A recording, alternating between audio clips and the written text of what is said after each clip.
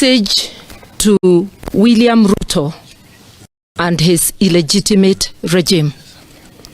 We are aware that you have unleashed Gachagua to plan evil for the leaders of the mountain region.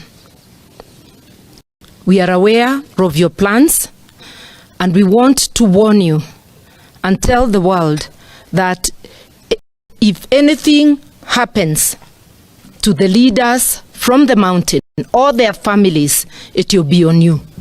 I also hasten to add, the blood of the protesters who were killed with live bullets is upon you. We want to ask you to cease waging warfare against your people when they exercise their constitutional rights.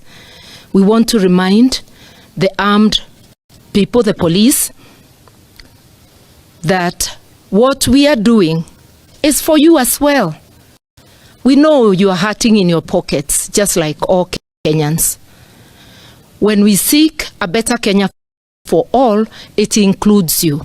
Avoid being used to wage war on the people. And remember, when you do that, as our leader has said, we will come for you, because we are going to prosecute those who contravene the law. Thank you. So I wanted to add, you've seen what has happened to Jubilee. The coup which has been orchestrated by Kenya Kwanza